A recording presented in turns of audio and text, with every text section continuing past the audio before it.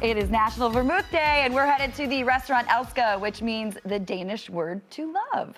And you're gonna love the Michelin-starred cocktails that feature the versatile but underrated aperitif of fortified wine that is vermouth. It's more than just that other ingredient in your martini.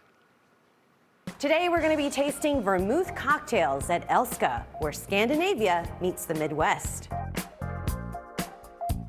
I'd say Elska is a unpretentious approach to fine dining, more, so let's say like Danish meets Midwestern, like coziness.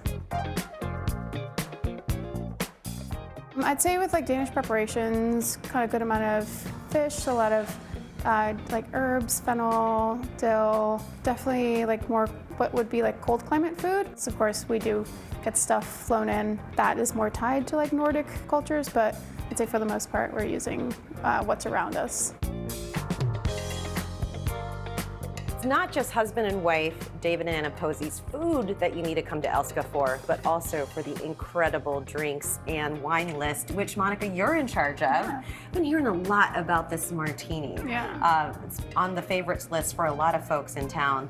What's so special about it? The martini, I think, is just a good, that's a clean introduction to martinis. The martini cocktail was one of the first cocktails that I ever put on the Elska menu. It started off as an idea of doing some sort of pickle martini. There's a lot of pickling and fermentation that go around here. So started with concept of pickles, realized my heartburn and other people's heartburn probably couldn't handle the acidity that it would have to take. So essentially, it's kind of like a pickle-inspired martini without the acid. The 50-50 is usually what I go for. So I took the vermouth, infused that with dill and cucumber, and then kind of played that off with a French aperitif, and then along with some vodka. And it's a mix between a Negroni and a 50-50 martini.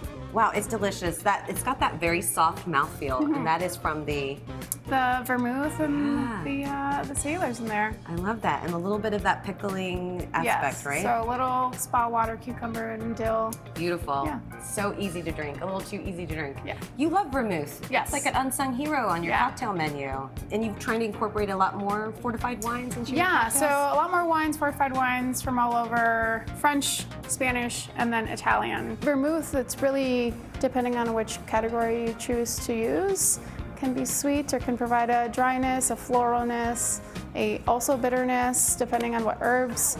It's just so vast in its presentation. And this is the spritz. That's spritz, yeah. Nice little celery spritz here. Right now we are using a rotating mix of Spanish wines, something that's gonna be higher minerality, higher, I'd say acidity, kind of like a little more of a Barreño style or Macabeo style white wine. Incorporating that with vermouth, which is right now going to be an apple and wine vermouth from Spain, and then some verjus. Then kind of following that with an apple celery syrup that I make here, as well as a little bit some celery bitters and a touch of Ancho Reyes, just to give it a little more like pepperiness. And then of course topped with soda to give it that spritz.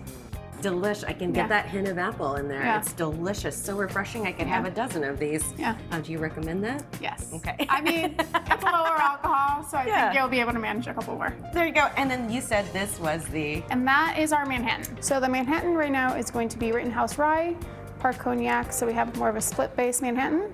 And then Lucano Amaro, so that then making it a black Manhattan, and just a touch of Carpano Antica, which is a pretty popular sweet vermouth. Actually one of the first companies to make vermouth out of Italy.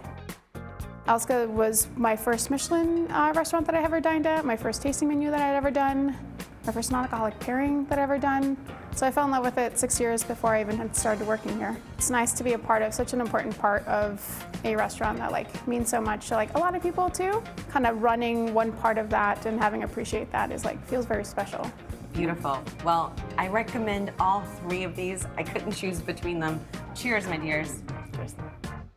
There you go. Look at that. Yeah, so Elska has held their 1 star from Michelin since 2017. That is That's a long awesome. time. That's pretty incredible. And last year, Monica was awarded for exceptional cocktail program from Michelin, and owner Anna Posey oversees the pastries, and she's award-winning as well. So this is like the trifecta. I'm talking mains, drinks, and dessert, all the very best you can find. Pro tip is just go and sit at the bar It's only a few seats, but it's often overlooked. And a lot of people think, oh God, it's so fine dining. No, Yeah. it's very casual. You just go in, sit at the bar. There's only a couple of seats there. You get a snack and get a drink. It's so great. Sounds fabulous. Yeah. I like that you tricked her into thinking that 12 was a decent amount. Yes, she too. did. She said I could. It was a spritz.